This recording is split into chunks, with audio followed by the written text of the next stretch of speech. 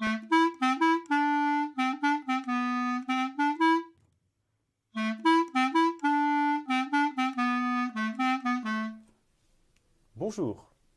and welcome back to this class on functional analysis. This is the 6th week, and today we will talk about LP spaces. Remember 4 weeks ago?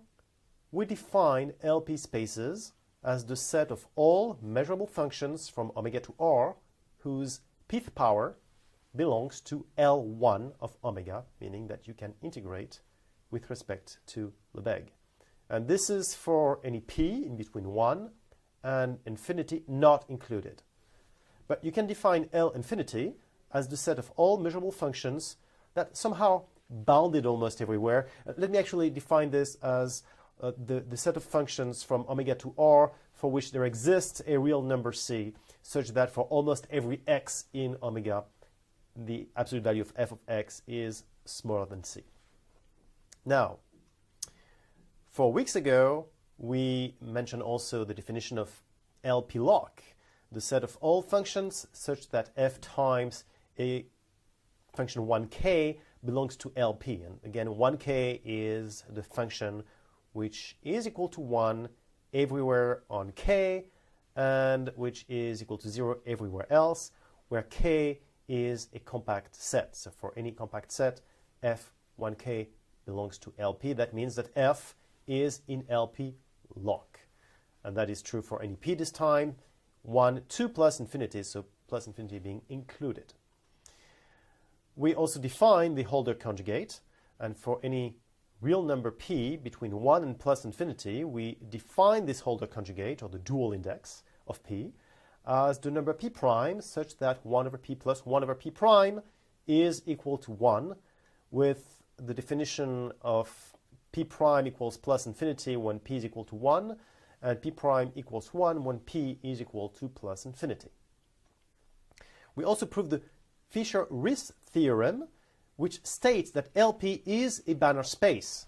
Actually, that's why we talked about it 4 weeks ago. It was an example, a very important example of a Banach space. LP is a Banach space for any p between 1 and plus infinity included. So L infinity is also a Banach space.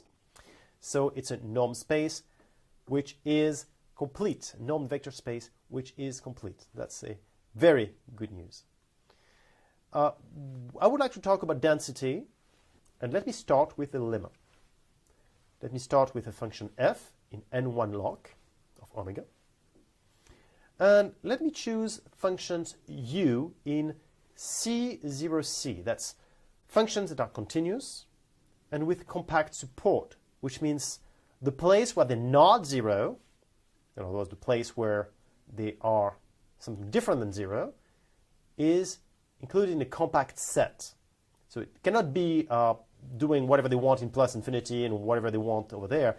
At some point, they have whatever happens which is not 0 has to be included in a compact set. So that's C0c, or sometimes C00. That's the functions that are continuous with a compact support. So I choose a function f in n1 log, and what I'm saying is that for all u in C0c of omega, if the integral of fu is equal to 0 for all of these u's, then f is equal to 0 for almost everywhere on omega, which means that the set on which f is not equal to 0 is of 0 measure.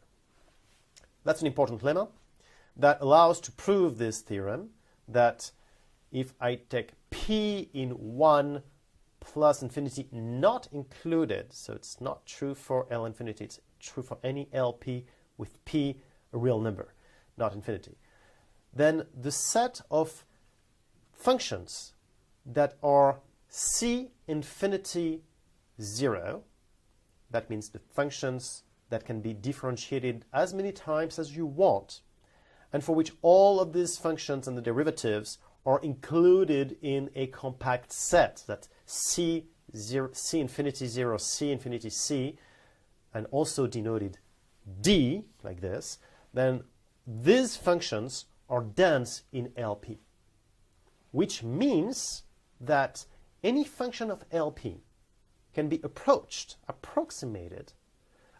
as close as you want by a function that is C infinity, function really smooth because you can differentiate it as many times as you want with compact support. So that's a theorem which is quite nice if you think about it. Really, take a moment, pause this video and think about it for a few seconds. And then when you just, stop being dizzy about this theorem, just come back and, think about it. D is dense in LP. That's really important result. So this week, what are we going to do? We're going to look into these LP spaces. We're going to just look at what they really are in terms of the type of spaces. I mean, are they reflexive? What is their dual space? Or is there separability? What's going on with these LP spaces? What can I say about these LP spaces? And you see, it is important that I know these LP spaces well, because when I look at a function, when I look at an equation, I will have to decide whether I use Lax-Milgram, or I use Riesz theorem, or I use whatnot. And I will need to know what spaces I'm dealing with. And to know what spaces I'm dealing with, I need to meet the spaces. So welcome to the 6th week. We're going to meet all of these spaces and get to know them.